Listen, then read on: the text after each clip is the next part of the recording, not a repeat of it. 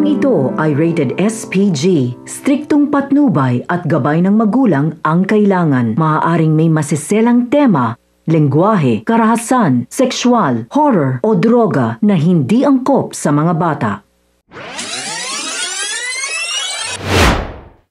Mga kapamilya, narito ang mga pinakamainit na tagpo sa FPJ's Batang Quiapo.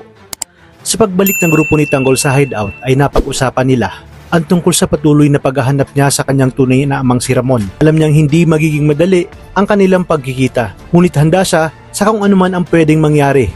Determinado siya na gawin ang lahat para sa kanilang pagkikita. Dagdag pa ni Tanggol na ang negosyong papasukin nila ang magiging tulay upang mahanap niya ang kanyang tunay na ama. Sa kabilang banda, matapos makailang beses subukan ni Ramon na pasukin ang kwarto ni David, ay sa wakas, nabuksan na ni Ramon ang pinto at nakapasok na sila ni Marites. Ngunit wala doon si David. Dito na nagduda si Marites at sinabi na tawagan na ang telepono ni Tanggol kung talagang nagsasabi ng totoo si Ramon at upang malaman kung saan ito. At nang tinawagan na nga ni Ramon ang cellphone ni David, ay bigla nga nagring ang telepono mula sa isang cabinet sa loob ng kwarto. Agad niya itong kinuha at nagtaka kung bakit ito naroon. Wika ni Marites na kung bakit hindi nila makita si Tanggol sa sariling bahay ni Ramon. At mas lalo siyang nagduda na baka niloloko lang siya nito upang makasama siya ni Ramon. Mariin naman itong itinanggi ni Ramon at kinuha niya ang cellphone na naiwan ni David.